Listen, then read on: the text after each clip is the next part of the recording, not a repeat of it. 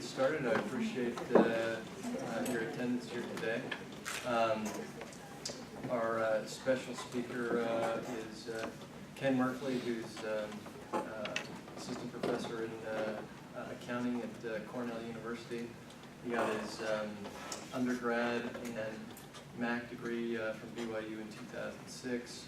Graduated from Michigan with his PhD in 2011. Sounds right. And has been at Cornell since then.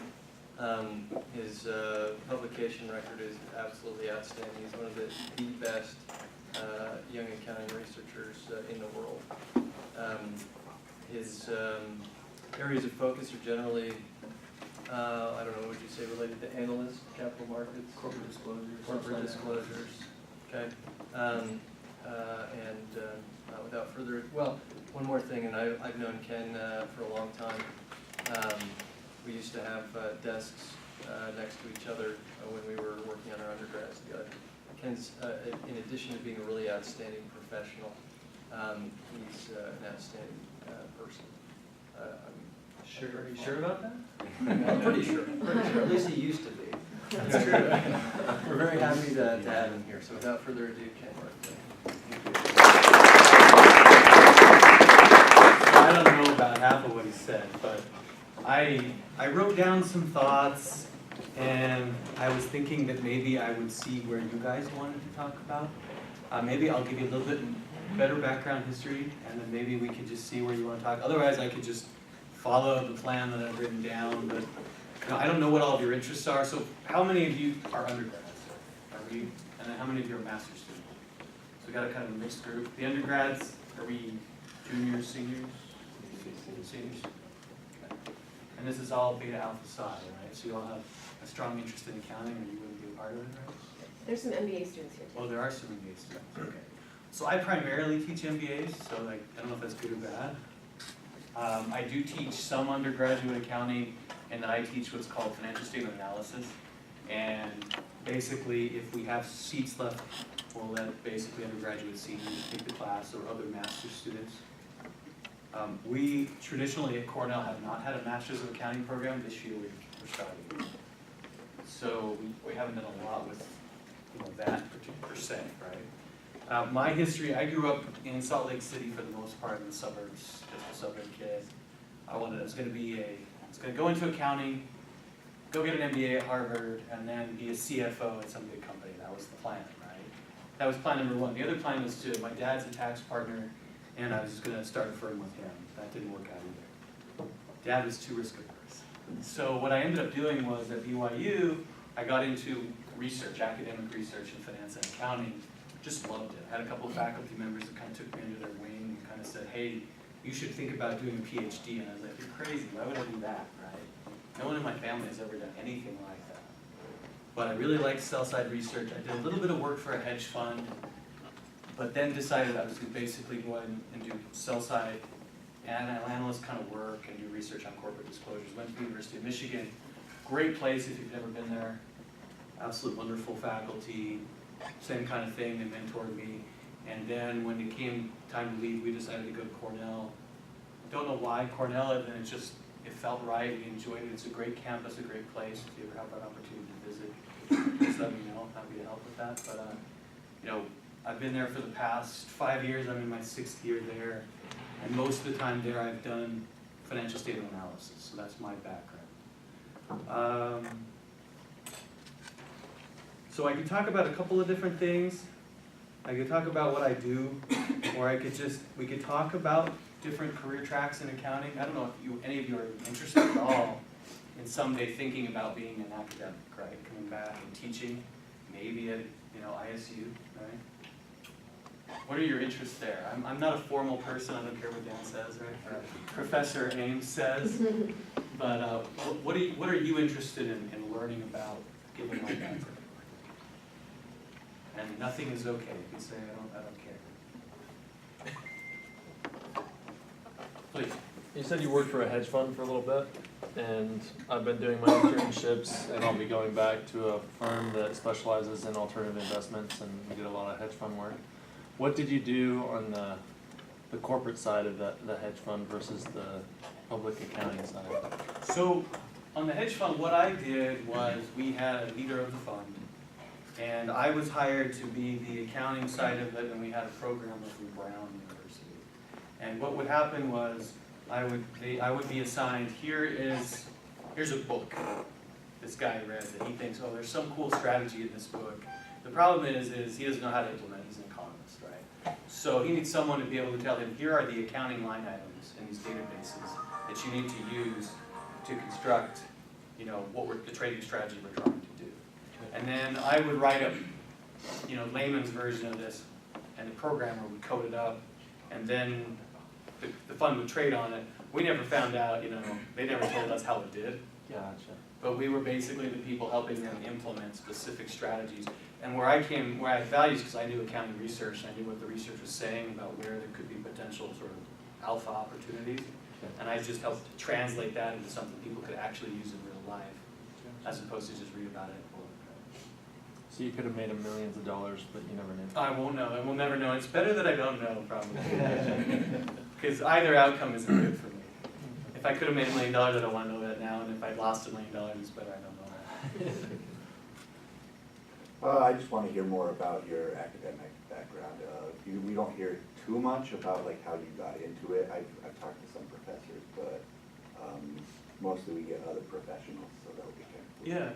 Well, so it depends on what you want to do. So maybe I should talk about just what academics do, right? Because I'm sure these guys never tell you anything about the academic side. You see them teach in class, and so you think, well, they teach students, and they sit in their offices and wait for us to come to their door, so they have something to do, right? Because that's all they do. Well, there's different kinds of faculty. So there's one of the things faculty do is research. So that's the tenure track faculty. When you hear the word tenured faculty member, there's usually some research component to that. So we'll talk a little bit about that. There's also faculty that primarily specialize in teaching. So maybe some people don't care about research, don't want research, or teaching is what the real passion is. So they focus mostly on teaching. And then you've got stuff like, I'm sure you have a beta alpha psi faculty chair or someone that supports the organization, right? And you've got faculty that run centers and mentor, and then Professor Ames has managed to become an administrator. Not something I want to do, right? But everybody says that and then ends up doing it, right? So for me, I got into this thinking, oh, I'll be a good teacher, really like it, and then found out that there's this world of research where I could do what I wanted to do. So I teach at Cornell. We are a research institution, so I teach one semester. That's the fall semester right now.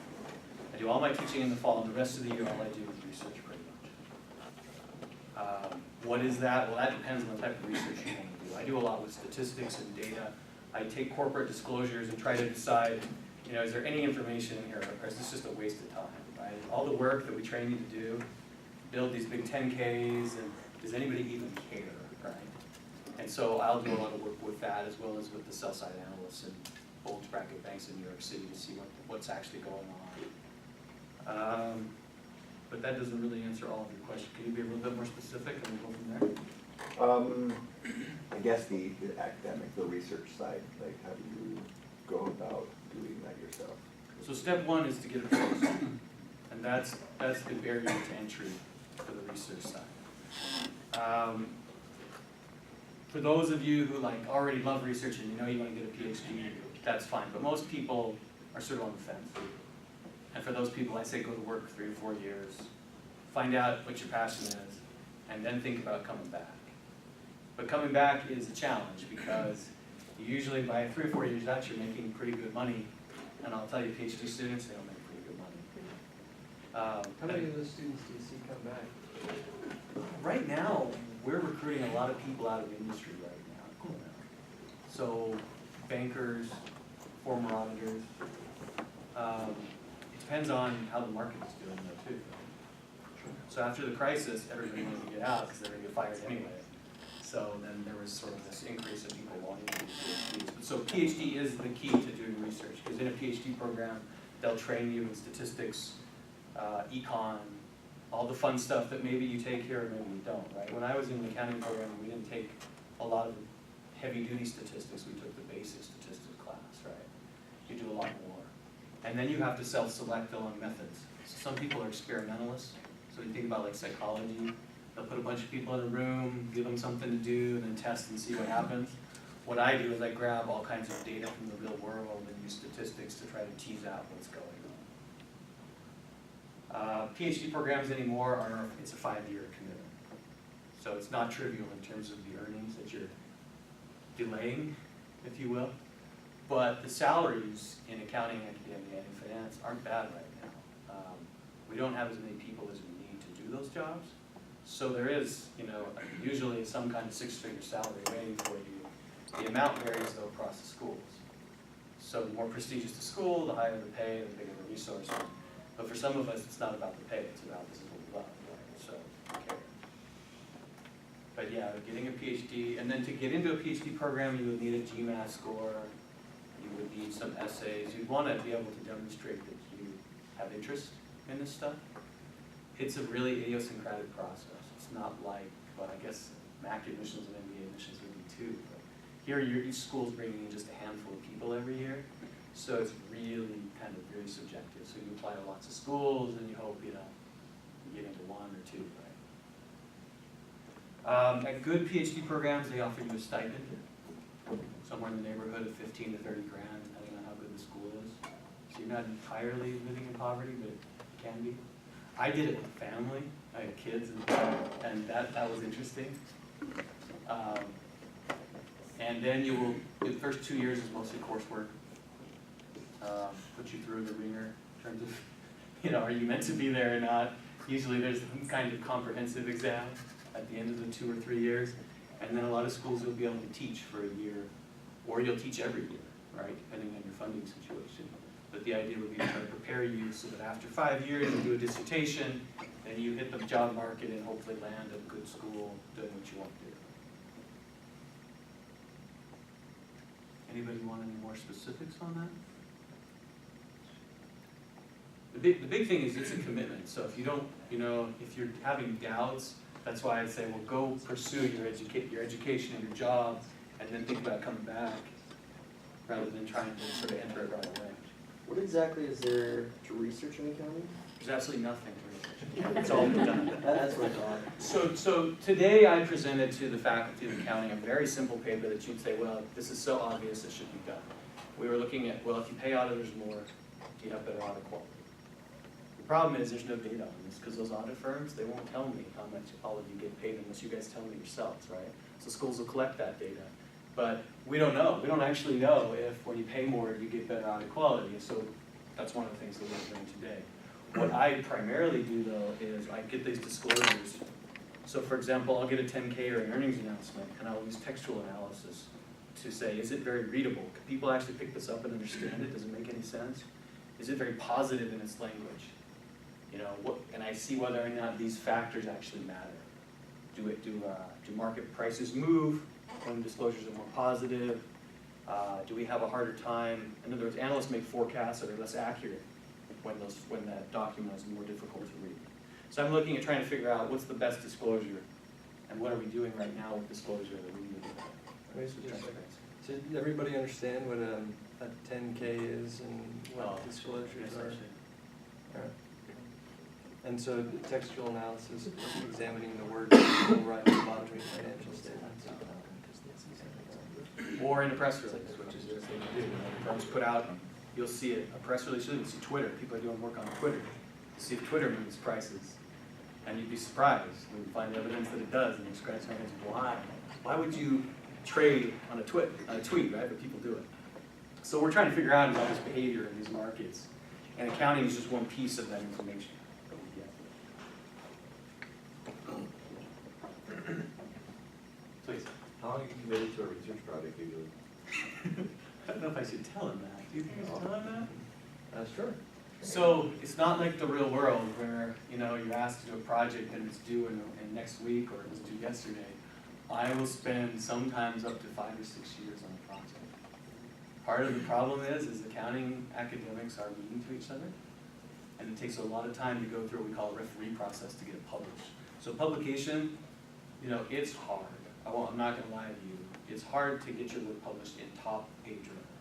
And so that's why it takes so long, is I will present my work at lots of different schools, spend a lot of time carefully fixing it, and then I'll send it out to journals who will sometimes accept it and sometimes reject it.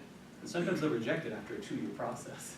So then you just pick up, move to the next journal. So some of my projects that I published, one of them I spent 6 years on. Usually it's 2 years. Usually the first draft is done in 3 to 6 months, and then after that it's... And the thing that's different about academics is it's all about rigor in terms of has to be done right, as opposed to relevance. How do I say that? So we sacrifice rigor for relevance, and the idea is, you know, in the real world, you want data, and you want it now, you want an answer now, and you're willing to deal with some margin of error, because timeliness is, it's all about right now. With academic research, we're more interested in being right, and so we're willing to wait and spend time to figure it out and make sure it's absolutely right. So it's more focused on details. But it's fun. So I really love it, because I get to do what I do, so when I get back Saturday night, I have my teaching, but when I'm not teaching, I'm the one that decides what I'm working on that day. And my department chair, I don't know what Professor Ames does, but my department chair is not talking to me every day. Are you working right now? Are you in the office? I mean, maybe Daniel, Professor Ames, he doesn't, but you know, a lot of us, we love the freedom because we're picking our own topics and we're spending a lot of time doing it, but we love it because we have all this flexibility, right? I put in a lot of hours, so don't get me wrong. It's not like I have flexibility to just go play all day, but it's me being able to choose what I want to do, when I want to do it, and no one telling me. I check in once a year. I sit down with an associate dean and we go over my performance. But for the most of the time, I'm left alone. The problem with an academic career of mine is there's what's called a tenure clock. So I'm on an 8-year clock at Cornell, which means at the end of 8 years, they're going to decide whether they want to keep me forever or fire me. And so it's different than other jobs in the way that you're compensated. You get this long clock, and if you can get through it, you've got this awesome certainty. You've got tenure, and you can stay at your institution forever. And they can't fire you unless you really do something stupid, right? But the idea is you have to be willing to live with that kind of uncertainty hanging over you for, I've been doing it for 5 years now. And it's, yeah, you know, it's good and it's bad. But there are other jobs, not just research jobs, right? So there are lecturers and adjuncts and other jobs where you're on different kinds of contracts. So they still have uncertainty. Maybe they're renewed every 3 to 5 years. But it's different in that the focus is not on the research, it's on some other element of the job. So I have a really good friend at Cornell, and what he does is he's not tenure track, what he does is he manages our investment banking immersion, which is basically if you wanted to be an investment banker, that's the track he'd go down. And he does teaching, and he manages this group, and he loves it, and he does quite well at it. And he's just chosen not to deal with the research element because that's not what he wants, right? Whereas other people, that's all they want, right? They want to be primarily research and nothing else. So it just depends on what you like. But the only way you can find out what you like is to actually, you know, ask questions and try to do some of it. So if you're really interested, you could ask your faculty for examples of research. And most of us are just trying to find out what it is that we really want to do, because all of us are going to work a lot of hours. We want to spend that time doing stuff that we actually think is valuable to us. What else, please? Do you get any sort of royalties off of your published works, or would you have to write a separate book to do that? If I wrote a book, I could. I haven't been interested yet in writing a book because for me, tenure is the great investment. Think of it as like an annuity, if I can get that. Post-tenure, I can think about writing a book. I can tell you I don't want to write a textbook. The textbook market is it's interesting. Unless you can have like a best-selling book, it might not be worth your time. But if I write books or I could do consulting, that would be where I would earn extra income, right? Gotcha. I don't do a lot of consulting right now because I don't have time. But it is a nice thing about academia in that you can get involved in some really cool projects in different places, in different areas that you're interested in, and actually make money doing it. I just have avoided that area, just mostly because of time. I could write a book right now, and maybe I could sell it and do well, but it would detract from my tenure, the research, which is what I'm really getting, you know, compensated for right now from the school. And Cornell pays me enough that I don't worry about it right now. Would you say that you work more or less than you would in a public accounting firm? I don't know. During busy season, at a public accounting firm, maybe I work less than that. But the problem is I make my own schedule. So if I really have to get, let's say, you know, Idaho State wants me to present a paper, I'm gonna spend all night getting the paper ready, you know, so I could be working more or less. It's just I have more control over that. You can work, the thing about academics is you could work as long as you want. I'm never ever done with most of my projects. They're always going. I could spend forever on them. I just choose how I'm gonna allocate that time. But in terms of being required to spend that time, well, if I don't spend the time that's necessary, I could be fired by Cornell in about 2 years. But it's all up to me. That's what's weird about it, right? It's sort of you trying to figure out how much time is required and how do you want to balance other aspects of your life. And I have a family and I have children, so I have to balance that and decide how much time to spend at the office versus with them.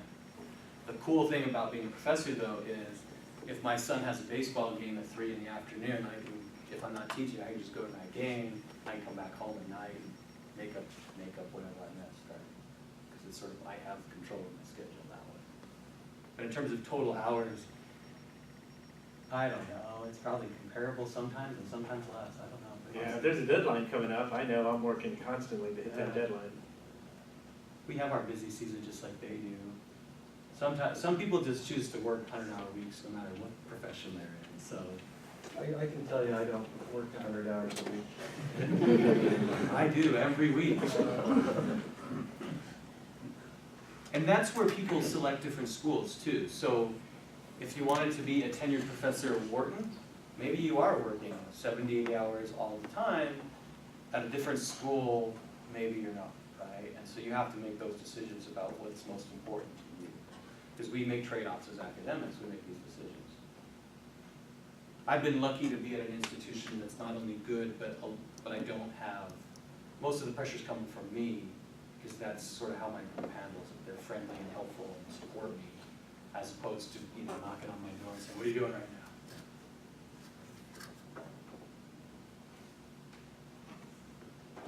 And if you're thinking about an MBA, Cornell is a great place for it, just in case.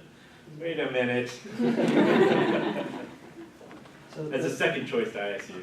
That's right. If you can't get into That's There ISU, you go. And, you know, feel free to the backup story. just don't go to Harvard. If I'm in the audience right now, I think, man, I'm so glad I attended this so I could avoid the pitfall of getting a PhD, right? That's a good point. You want me to talk more about the good things? Why is being a professor at Cornell better than, you know, being a manager? What is it? Oh, I think it's much better. Okay. But again, that comes back to my personal preferences, right? I wake up every morning saying, yes, I get to do what I want to do today. And I get to study the stuff I want to study. And no one tells me what to do, really, on a daily basis, right? Whereas if I'm in the corporate world, sometimes I have much less flexibility, right? But if someone just loves auditing, you know, and you just love to check numbers and, you know, go through accounts receivable, but the point is, you have to decide what you want to do long term. Most people that go into public accounting spend 3 or 4 years and then are doing what they want to do. So just like a PhD, you're putting an investment into something to get some long run goal, right? So for me, that's the beauty of public accounting. You should go into it to get trained and get all this experience, and then you can decide where you want to go. A PhD is the same kind of thing. It's 5 years of investment in yourself to achieve something that you want. But the good is I get to do, I love the research, I love faculty, I love teaching, I get to work with bright people like you guys every day, right? I get to go in and just work with people that are great. I have to put up with administrators. How much more valuable is an individual to PhD programs if they have 3 to 5 years of work experience in industry and then apply as opposed to right out of school? I think you're more valuable, but this is my own opinion. It also depends on what kind of research you want to do. So I haven't told you a lot about that, but there are people that just do math. So they do theory models, and they just draw equations and solve problems. I don't see how being an auditor for 2 to 3 years matters at all for them. I do financial analyst kind of work, and really for me, I'd have to spend 10 years maybe out of the big bang for it to matter, so maybe, but if you want to be an audit researcher, I think it's pretty important to have been an auditor for some time, to at least be maybe a senior rank auditor. So schools like it because you're also sometimes a better teacher if you've been out and have real world experience. If you don't have the work experience, you need to make up for it with understanding real-world institutions. You need to read the Wall Street Journal more, you need to ask questions and talk to people and make up for it in different ways. But on the margin, it depends at the school. If you have great scores and you show sort of real aptitude for research, maybe we're willing to downplay a lack of work experience. It just depends on the institution. I love people that have been out on Wall Street, because that's the research I do, right? So, but it doesn't really matter. I think if we think you're gonna be a star researcher, that's all that really matters. It's just that helps. That's one input in that process. I didn't do a lot of work experience going out, but part of it's because I was raised in this stuff, right? I would go and work tax with my dad's firm and spend my Saturdays doing tax returns, right? So I'd already kind of seen some of it, but if you haven't seen any of it, it's probably a good idea to go out and get some work experience.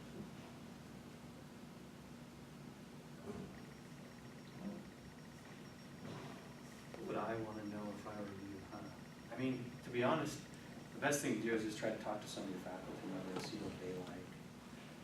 Think of who you'd want to be, who's that faculty member that you want to be like, and ask them, or that professional in whatever industry or field you're in. And there's different paths to get to where you want to be. I just think academics is a path you should consider because it's a very rewarding career in the sense that, like I said, I get to teach really brilliant people, I interact with really smart people every day, I get to help people make career decisions, decide how they want to do things, and then I get to do research and visit schools and see a lot of things, right? Sometimes I get to see international schools, like last year I was in London, I gave a talk at London Business School. This year I headed off to Singapore. There are other sort of aspects of the job that are attractive.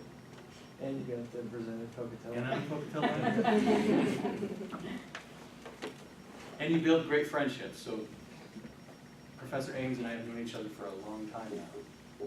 And you know, that's really part of the reason I'm here, is because he said, "Will you come out?" Right? Sure. And my friend, absolutely. And I'd never been to Idaho State before too, so now I get to put that on my VBAC. So So you touched on it briefly, but when you said that you get data from the real world, do you just like sit on Google and type in stuff, or what do? You go out to schools, ask people, or? So one thing is, this is a business, data is a business, so I'll buy data. So there are companies that specialize in providing all the data that you guys see on financial statements and every public source. They aggregate it and they sell it. So schools, you subscribe to Words, right?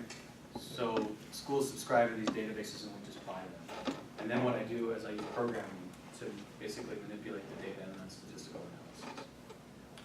Other times I actually, because I do this textual analysis stuff, I use what's called Perl, which is a programming language. It's a script language, kind of like Java or C. And I go out and I'll just, kind of like what you're saying, I'll write a computer program to go out and grab stuff off the internet, collect it, and then analyze it for me. But it depends on what you want to do, what you're actually after. Sometimes we'll just pay a bunch of PhD students to do a lot of grunt work and collect stuff, right? So it really depends on the nature of the project, because I was one of those grunts for a long time and I learned not doing it, so there are benefits to doing that too.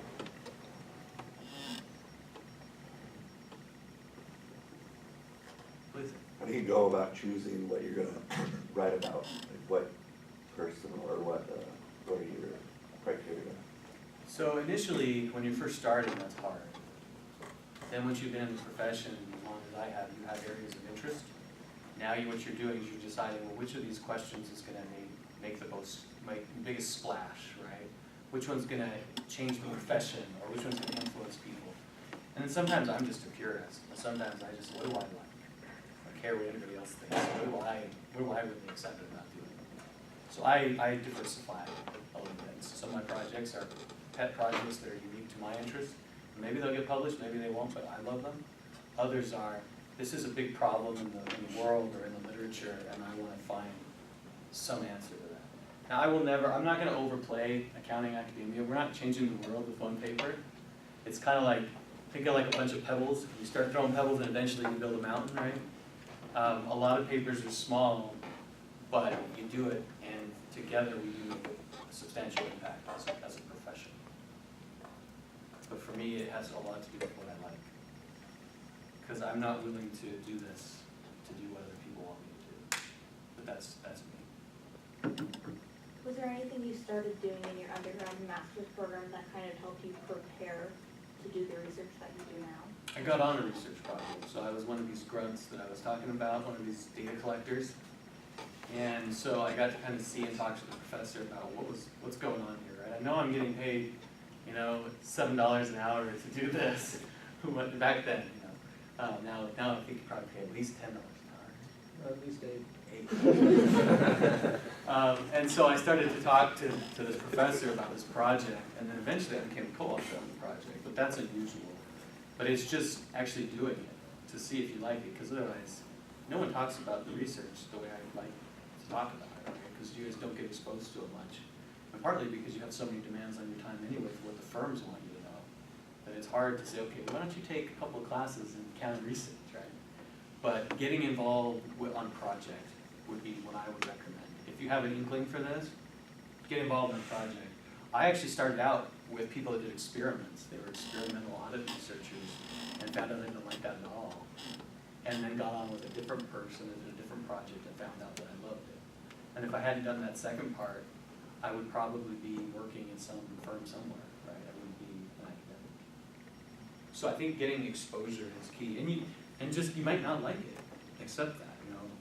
We all choose our paths. And so what I just encourage you to do is to find out, give it a shot, give it a chance, because it is a cool career, no matter what you end up doing. And, you know, like I said, we have a shortage of tenure track accounting professors nationwide. That means you don't get paid too bad for doing it either. You're never gonna make $1 million, so if that's your goal, don't do this. But, you know, it's not a bad life. You'll make $1 million over 10 years. Yeah, if you saved it. Don't pay taxes. You mentioned Perl, so is it a good idea to take a programming class, or do most researchers know program? So this is a good question. If I were applying for PhD programs, the two languages in accounting and probably finance, the two languages I would want to know are SAS and Stata.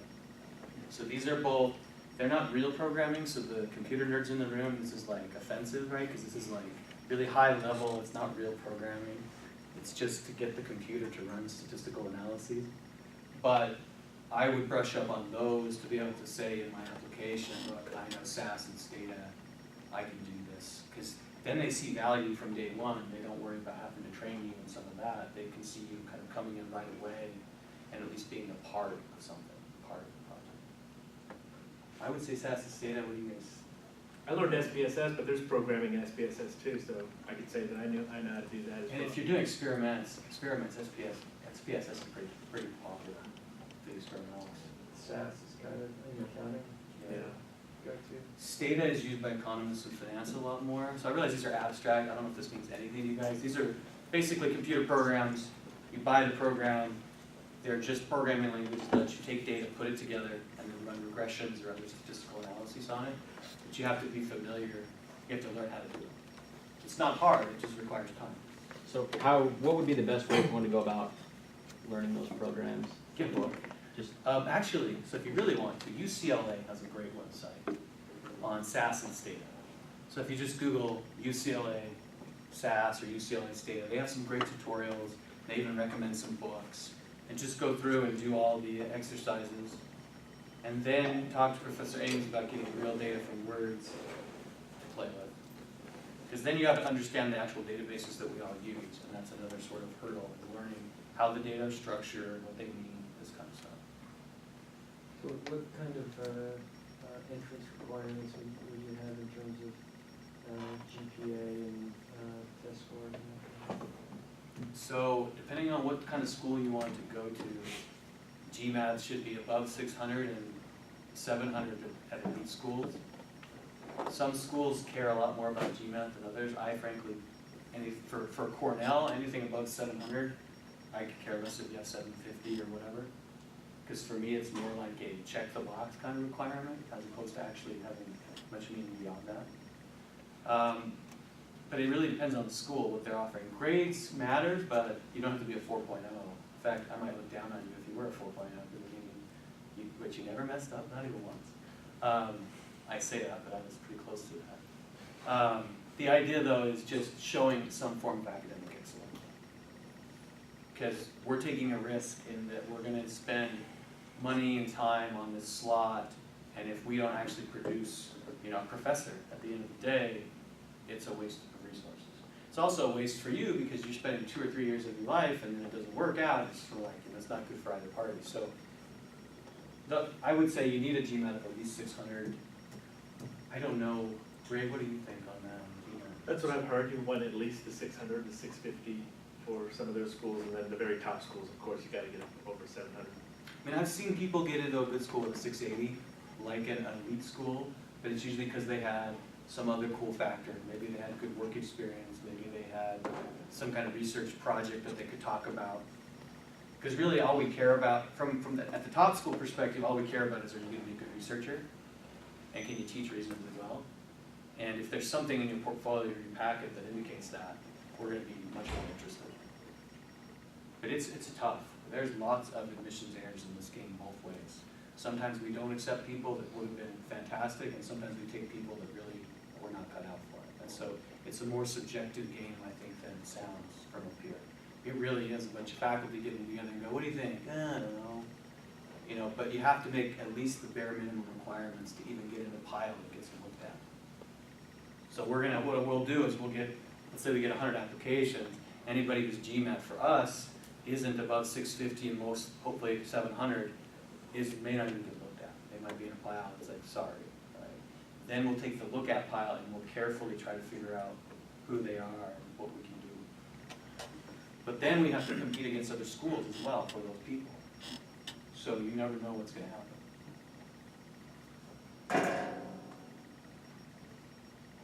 So you said it's a good idea to apply a bunch and hopefully you get accepted to one or two. How do you go about deciding what school you want to apply for? I'm assuming it's kind of based on interest, but what's the best way to research those programs and whether you're going to be a good fit for that program? So the first part is fit. So it's not all schools do all research topics or methods. So if I wanted to be an experimental professor, which means I run lab experiments and do actually have people do things and test them and have a control group and a treatment group, I would not go to the University of Michigan, which is where I went, because no faculty there do that. So that'd be my first mistake, right? So if you can have a sense for what you want to do beforehand, it's better, because then you can pick a school that will specialize in that. But if you can't, there are schools like Cornell, like Indiana, Iowa, that do everything. And so you want to kind of balance that out, where if you don't know what you want to do, pick a school that gives you options.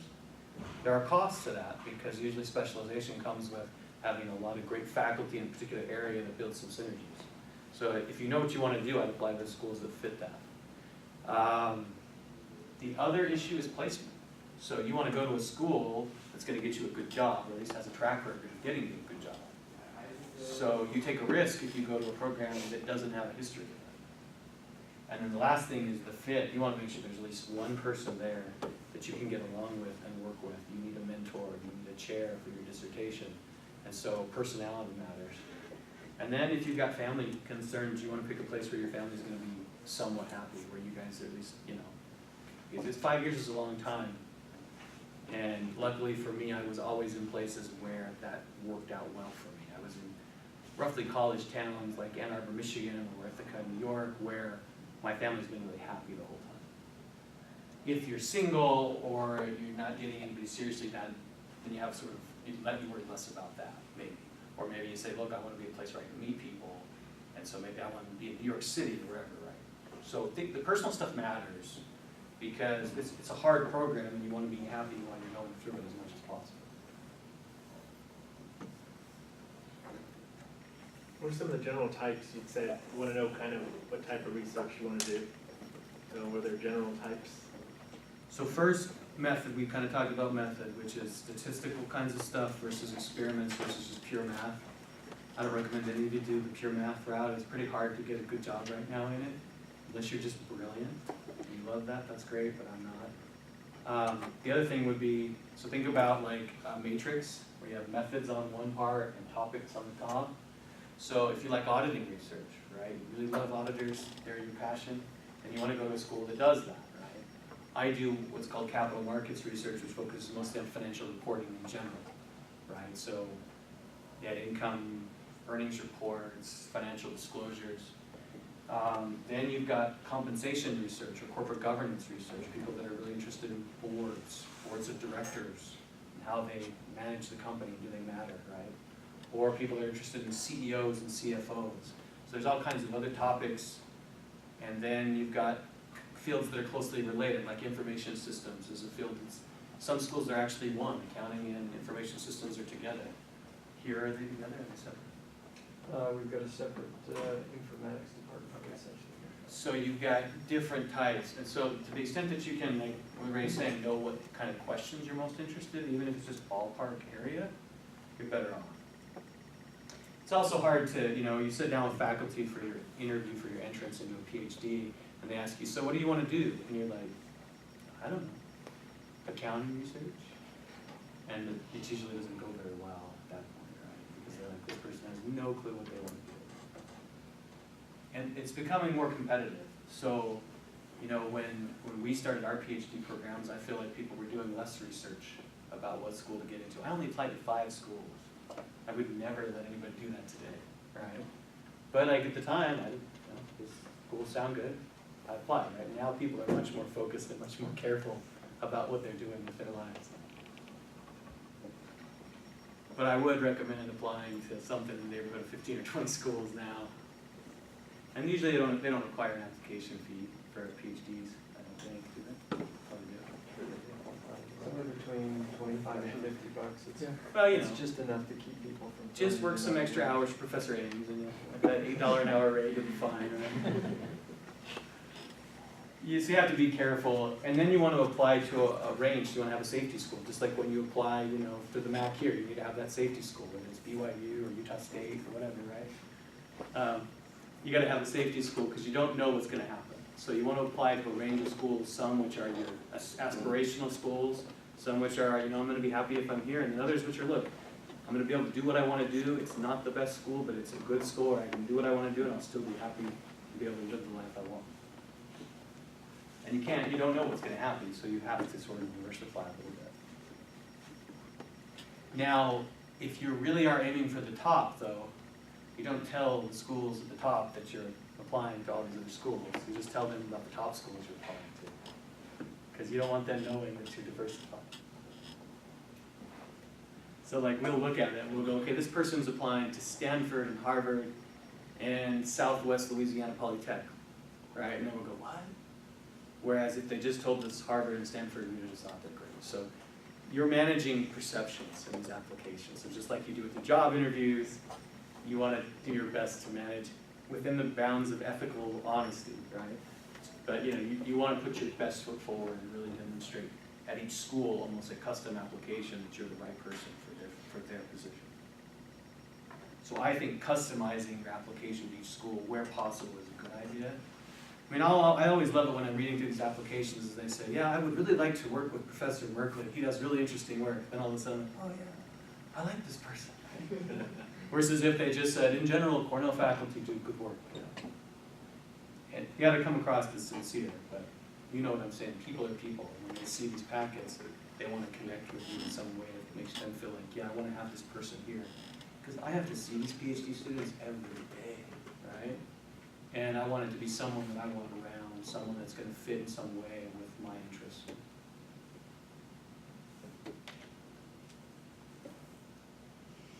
Are we done talking about academics, or do you have more questions? You want to talk about non-academics? So do you think, just from your perspective and what you've seen, do you think there's a real concern about the number of students just moving forward that are going to be, pursuing PhDs, and how that will affect like academia and accounting? I don't think we have enough.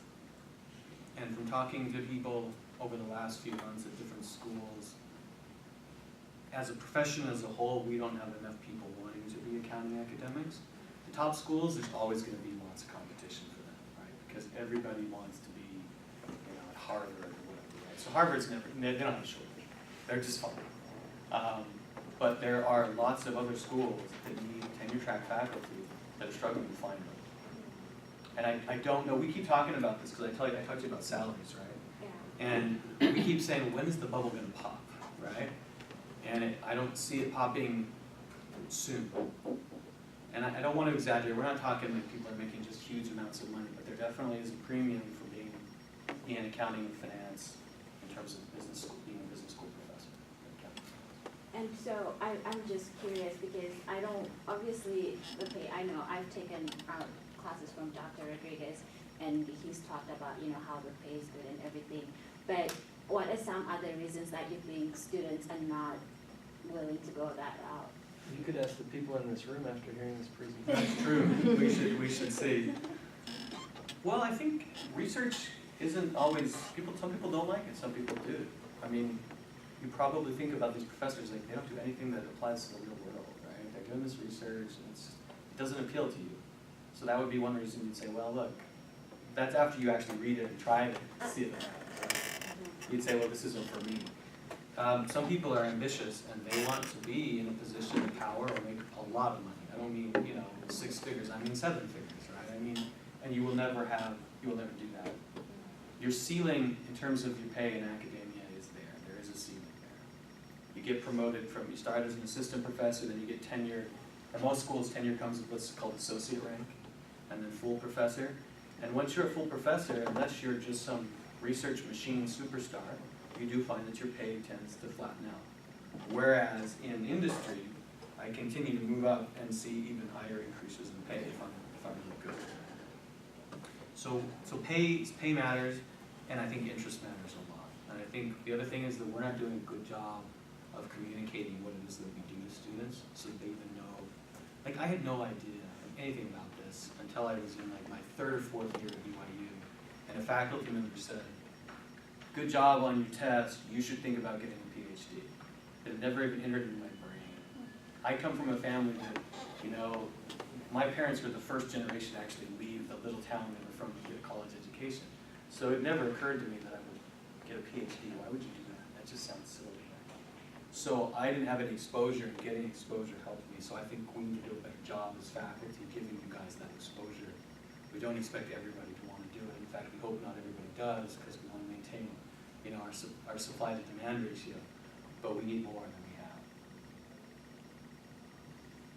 Does that make sense? Yeah, that makes sense. I've just been wondering about that ever since talking to Dr. Rodriguez, because I've been wondering what more can schools do to help students, because obviously there's looking to the future, but I think, a lot of students as they graduate and they have student loans and they're starting families, they don't want to be making, they're going to try and go the route that will help them pay off their student loans as soon as possible. Yeah. So I've just been curious about that. No, it's true. And so they usually don't pay tuition in PhD programs. Usually they're paying you to go to school, so that helps a little bit. But the amount that they're paying you, I mean, public accounting right now, I don't know, depending on which office you're working in, maybe the stipend isn't bad. Some schools are getting, 30, 35 a year in stipend at really elite schools. And maybe you're saying, well, if public accounting will make 45 or 50, maybe the difference isn't that much. But you have to think about that. If you got a bunch of student loans, you defer them for 5 years. Now your starting pay as an academic in accounting would be reasonable that you could pay off your loans reasonably well if you manage your finances. But I guess it is something to think about. And I think student loan is a big issue that we're suffering right now. Yeah, I have a lot of friends that are struggling, with that, and just watching them, they could have, because some of them are really interested in, pursuing PhDs, but they're thinking, how am I going to manage this? Yeah. So. Oh, I think that's a real concern. We haven't done enough to deal with that either, because I think our stipends of PhD programs have been going up, and we've added things like healthcare benefits and stuff like that, but we're not getting at student loan forgiveness or helping with that very much yet. The accounting firms have tried to do some stuff to help, and that they've sponsored students in tax and audit research, where they've actually, in a sense, you could be getting paid extra if you're one of their students. What's the name of the program? EC. Do you remember what I'm talking about? I know what you're talking about. For right now, I'm a bit too tired because I traveled all day yesterday. I can't remember the name of it. But they've been doing this to try to increase the number of people coming in, and they have helped significantly with the finances. But you wouldn't know about that because we wouldn't have told you that this program exists. And so that's the other wrinkle is But a lot of those students are students that have been out working at the Big Four for a few years, and then the Big Four's helping them make the transition. But yeah, I think that's a big problem. So we've just got a few more minutes. We can, and now we can make closing comments. You guys can ask final questions. Closing comments. I mean, I would just say, explore career options. I'm not gonna be the one that's gonna tell you you should follow the path that I followed, but be honest in sort of your exploration, because I think a lot of times we really don't look ahead. Accounting is a great field because you're gonna get a job. I mean, I think that's why I did accounting at the end of the day, is I knew that I'd get a job, and I didn't think about, I didn't think enough detail about what that all meant, right?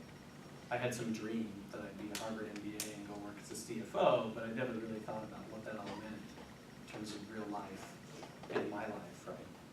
So I would just say explore your options, talk to as many people as you can. You have an alumni network here where you talk to people that have sort of been where you are and just get a sense for what the opportunities are before you make decisions. And then realize that you can divert from the plan, right? That's my whole life has been, here's the plan, here's what I did. But I think having the plan enables you to be able to take advantage of opportunities when they come, because if you're just aimless, you're not gonna notice those opportunities. And then the stuff the industry doesn't want me to tell you is really figure out what really matters to you, because some of you, making money is really important, and for some of you, it's having a certain lifestyle, and you have to kind of figure that out, because you can go down a path of pursuing just something that's not sort of congruent with your goals, and you want to make sure that is. But that's just advice from a personal standpoint, right? Every one of you have different goals, so I can't tell you what your goals should be, but just figure out what those goals are so that you can make the right choices to get there. One of the problems I'm having right now with my career myself is not thinking too far ahead. Right now I'm comfortable where I am. I've got 2 or 3 years left on my clock at Cornell, so I'm worried about that. But I'm not doing enough to think about what's my 5 or 10 year plan at this point. And it's something I need to do so that I can make better decisions as opportunities come. So I hope something's been helpful. Again, I appreciate your time. Thanks for coming out. I guess we have free food, so that's all worth it, right? But you can look on Cornell's website. You can find my information. If you have any questions, feel free to email me. I'm a pretty easygoing person. I'm happy to talk or whatever. But you've got great faculty here that can advise you just as well, if not better. So thank you very much.